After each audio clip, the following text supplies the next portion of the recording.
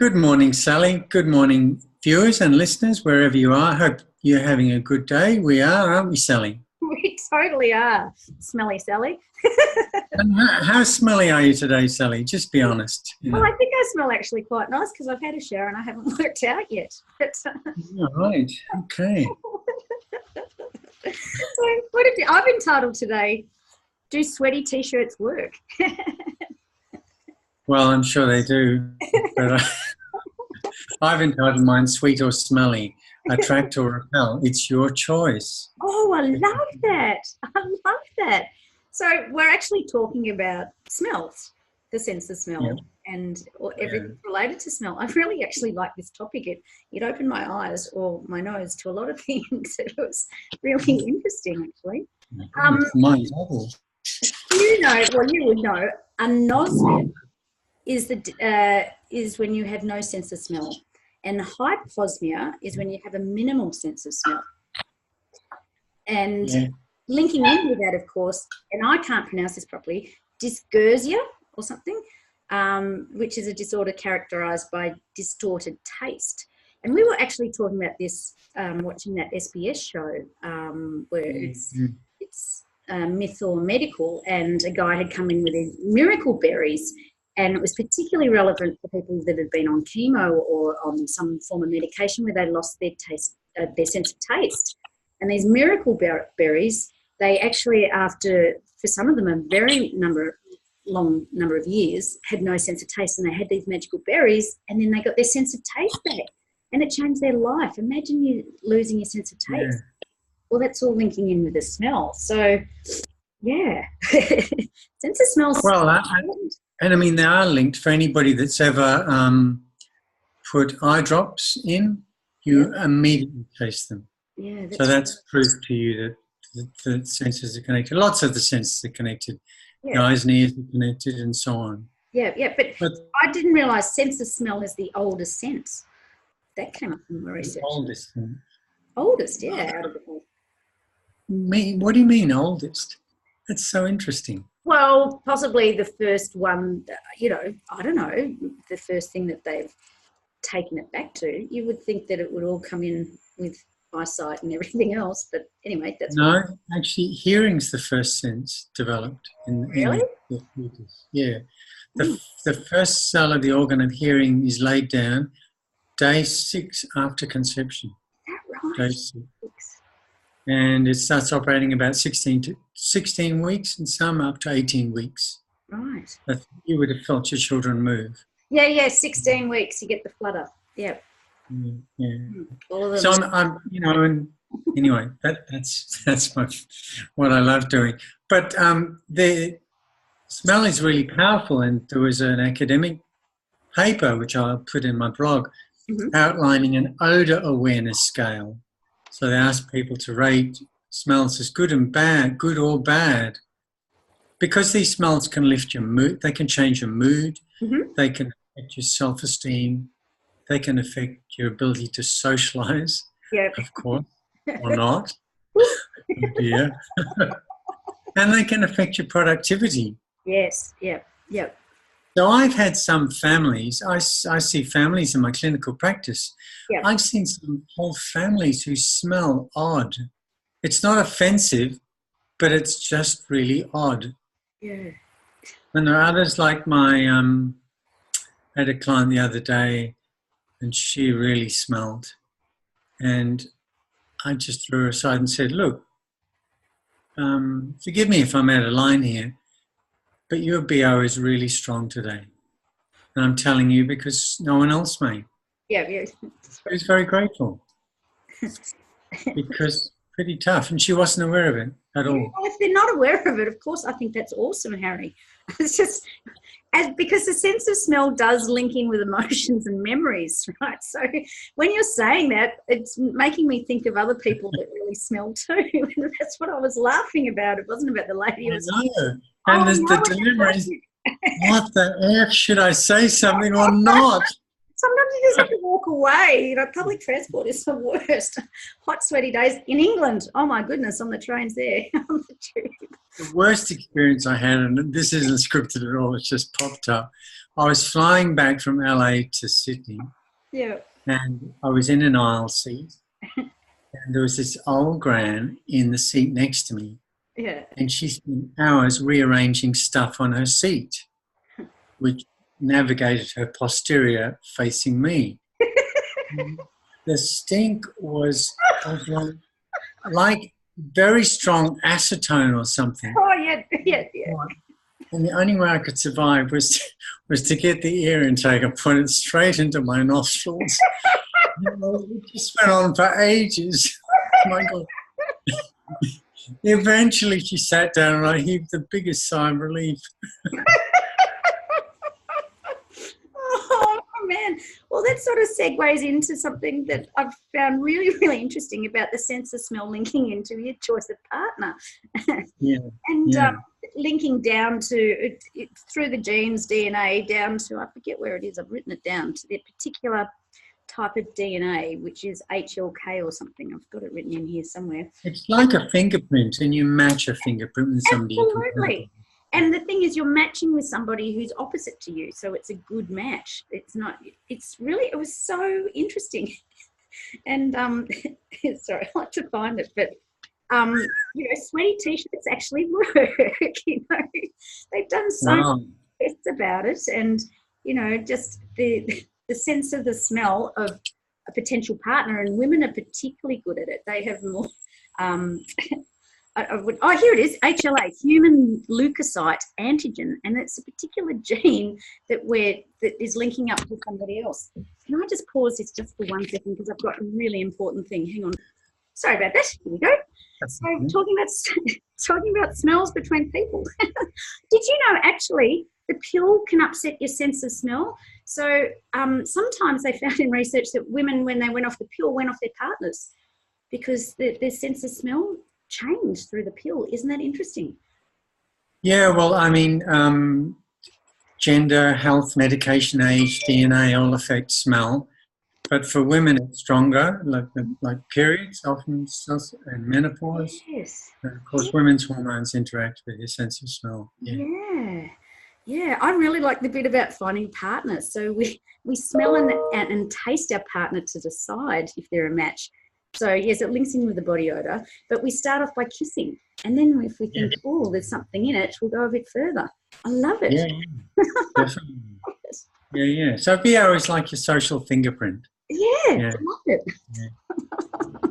It's interesting, and smell can be really, really different and really revealing. So I remember when in my misspent years, I used to go on moratoriums against the Vietnam War, and there were lots of stories that came back through the grapevine. One was that the Viet Cong could smell the GIs kilometres away because of their meat-rich diet. Wow! Right? Yeah, that makes sense. If the GIs were upwind, they could smell them miles away. Wow! So diet plays a massive role. I know. People that eat a lot of garlic or a lot of curries and things, you can smell it. You can literally smell it. Or just something inappropriate, something you're not able to metabolize. Yeah. Well, it could give you, BO. Yeah. Oh, I had some interesting stats here about, where are they? Good. I didn't get many stats, so I'm looking at the stats from you this week. So. Okay, people can detect at least 1 trillion distinct scents. 1 trillion. That's what we can detect. That's huge. Yeah. Scent cells are renewed every 30 to 60 days. And that links in with the cranial nerve somehow, which controls eye movement, hearing, taste, and vision. And you can smell feelings of fear and disgust through your sweat. A lot of research showed that I think they did some research on some people that were watching movies and scary movies or whatever, and their T-shirts, they then went and took the T-shirts and had other people smell their T-shirts, and the reactions that they got were either fearful or disgusted from what they've been watching. It was bizarre because it came out in the sweat. And as you said, women have a better sense of smell than men. I reckon the people on immigration know how to smell fear. Yeah, absolutely. They don't need the dogs. Yeah. Interesting age-related loss of smell is linked to your race. And African Americans and Hispanics have an earlier loss of smell than the races. And as we know, dogs have a really good sense of smell, but they have nearly 44 times more scent cells than humans. So, wow, that's huge. And interesting, loss of smell can signal future illness such as early signs of Alzheimer's or Parkinson's. Because it's linking in with brain cell function loss. And this is slightly controversial. A loss of smell may also predict death within 5 years, particularly if you're unable to detect smells like rose, orange, peppermint. There you go. So I wouldn't want to, I don't know, that's a bit controversial, saying that that's going to happen. But, of course your smell can be affected by allergies, head injuries, different things, colds, flus, being clogged up. It's awesome. Yes, you can. It can also strongly be affected. Your body smell can be amplified if you've got diabetes. Oh, yeah. If you have cancer, and I've come across a lot of people with cancer and they have a particular smell and it's quite strong. Yeah. People who are obese smell more. Yep. And those in ketosis. Yeah. For sure. You can smell it in the breath. Absolutely. Yeah. But also drug takes, I had a few clients doing a bit of coke, and it's just a particular smell, and I hadn't come across it before, and someone pointed out, they do a lot of drugs, and I've gone, whoa, wow, that was quite, it's a weird smell. It is a toxic smell though, but some of the more pleasant scents that people really pick up on are vanilla, cinnamon, crayons. So, crayons do have a smell. You think of a crayon and it does conjure up that smell. Orange scents and cookies. But for me, it's like I don't eat bread, but the smell of hot, fresh bread just gets me going. Like, that's amazing. Why don't you eat bread, Sal? Pardon? Why don't you eat bread? Oh, just long story, gluten. Okay. Coffee. You do that another time. But coffee I love the smell of coffee. I don't drink it, but I love the smell of it. It's just really relaxing. So it's interesting. Obviously, if you've got BO, you've got a choice about whether you want to do something about it, if you want to socialise with anybody else. Yeah. The first thing, obviously, is to shower, to wash, Maybe even every day, if you're lucky. And we've talked about diet. Yeah, you need to be open to exploring what diet suits your body, and what might not, what you might need to change, because that can affect how you smell. And there's no doubt that the more you eat supermarket-produced meat, that's going to affect your smell. Yeah, definitely. That's a really good point. It's a really vegans smell. I'm not a vegan, but I know dear ones that are, and they are smelling less when they've cut out meat. Yeah.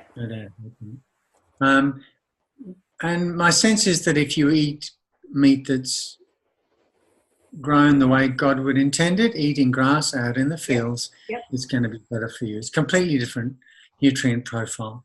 But in terms of, yes, if you've done all of that and you're still smelling, then we're thinking about what are you going to put under here? Yeah. And did I bring them? Yes, I did bring them. I did.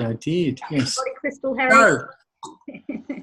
This is a deodorant you can get in supermarkets, Yeah. And why am I showing it to you? Because it has aluminium free on the label. Yeah. And aluminium is a product in deodorants that just blocks your ability to sweat. And blocking a detox pathway is not a good idea long term. Your body's trying to get rid of something because it needs to get out. And if you keep it in, it's going to do you harm. So I use aluminium-free deodorants. I always have. Particularly for women, there's some evidence that it increases your risk of breast cancer. It's near the breast. It's near. Makes sense. Yeah. Your skin. Now, the other thing is about feet. That's the other thing that smells. We weren't designed to wear plastic shoes. Can't breathe. And so your feet smell. Now, you've heard of probiotics, Sally. Yes, I have. Probiotics are mostly associated with putting them in your mouth to improve digestion, which they do. Yeah. But you can also get probiotic deodorants. Wow, I love that. So this is one produced by a company called Probiotic Solutions, Yeah. and they make both a deodorant and a foot deodorizer. Now, when you sweat, it comes out like urine, it comes out sterile. It doesn't smell. It's the bacteria that multiply on it that make it smelly. Is that right? Okay. You can knock that out with a probiotic Wow. for many people. Yeah. Not for everybody, but for many people. So that's another thought. Think about using a probiotic to manage those bacteria that make you smell. Yeah, love that. I just did a little aside here. They actually have dating sites based on your DNA samples, and they swab people and then to find the perfect match. I think that's it was when I was researching it was quite expensive in some places, but the whole idea was to form an enduring and successful relationship and have a satisfying sex life, higher fertility rates, and healthier children, based on matching swabs with your bacteria. So, Sally, you going to give it a go? Well, I don't want any more kids, doll. Could do with all the rest. That'd be all right. Now, I did a little model, which is a little bit out there. So, when you have in heightened smells or have your smells happening really well, it evokes lots of lovely memories, which gives you lots of beautiful emotions to carry around with yourself. And when you're having the memories, linking them in with the taste of food, you just feel really good inside. You know, when you're eating food and it brings back memories, or you go, it's just like my mum used to make, or when I was back in France or whatever, and it just makes you feel good inside. And when you're linking, the beautiful smells with tasting beautiful food, you're just having totally more enjoyment, and you just are filling your soul with joy at the end of the day. But my 3 tips were about finding a partner. It's a little bit left of centre. 1, check out you to suss out their genes, subconsciously see if you're a match. 2, smell people's t-shirts and really see if it's going for you. And 3, trust your gut always at the end of the day and just follow whichever way you're led. That was my partner. Kiss a few frogs until you find a prince. Exactly. Yeah. So mine were a little bit more basic. Yeah. Shower every day. What was shower every day? I love that. Yep. Shower every day and use an aluminium-free deodorant. Yep. And sustain yourself with a suitable diet. Yep. Love that. And suitable hydration. So you got to drink enough as well. Yep. Sweating, get all the toxins out without it smelling so bad. Yep. If you do those 2 things, you will sweeten yourself up. Now, if you sustain yourself with a good diet and adopt a stressless life. Oh, yes. Yep. Stress is a cause of smell. You will soothe yourself. Love it. Feel smoother. And then, of course, if you generate a less stress-filled life and you shower every day, it'll allow you to succeed because you're going to be able to interact better. People will want to be near you. People will want to collaborate with you. Yeah, love it. And if you do all of those things, you will sparkle. You're on fire today, Harry. I love it. Sparkle. And when you're talking about the stresses linking in with aromatherapy, the essential oils, you've got lavender, sandalwood, peppermint, eucalyptus, ginger, chamomile, bergamot, rosemary, all these things you conjure up memories, help you de-stress, relax, the soothing smells of aromatherapy. I have one burning here all the time, and it's just delightful. Absolutely delightful. You've left out my favourite one. Ooh, what's your favourite? Lemon myrtle. Lemon myrtle. Oh, I like that in the tea. Lemon myrtle. I love that smell more than anything, and I'm even thinking of planting it in the garden. Yeah, it's absolutely beautiful. Absolutely. Yeah, lemongrass is one of my faves too. Love it. But I love that overall you get to sparkle, Harry. I love it. I absolutely love this topic. I just think the more you can get out kissing and sampling away, the more you You can start. Yeah, and then you talked about food, and Yeah. food is a lot about the smell before you Mm. get in. Because you start salivating when you look at it and smell it. Absolutely, that's what I was saying. Like coffee or hot bread, conjures it all up, gets the salivary amylase happening. That's terrific. And how interesting so interesting that you don't imbibe of either of those two things. So that would be an awesome next topic, wouldn't it? Yeah, okay, well, we can do that. But absolutely, just the smell of that food conjures up the memories of, I remember growing up and there was a family friend who used to bake bread all the time, and just we'd have it with lots of butter on it, and it was just straight out of the oven, and it was the best. And every time I smell bread, it takes me back there. And coffee, like Melbourne's got a lot of good coffee in it. I love the smell of it. I can't drink it. But I'm happy to sit with the smell of it. It's great. Well, It always smells better than it tastes. I know. There's like lots of food. I love to look at it, but I'm not going to go there. I think no, yuck afterwards. Well, yeah, wonderful topic. So we'll do the other ones next week. Coffee and bread. Maybe we just do bread. Just bread. Okay, that'd be great because that would be really interesting about the gut. All right, Harry, I'll let you go back to your beautiful day. That's a bit chilly, but very sunny, I'm sure. No, we've actually got some clouds. It rained last night. Interesting. Yeah. Winter's definitely hit, isn't it? All of a sudden with a bang. Oh, yeah. Snow on the high country. Oh, not my scene. All right, darling. No. See you next week. Okay. See ya. Bye. Thanks for joining us. Bye.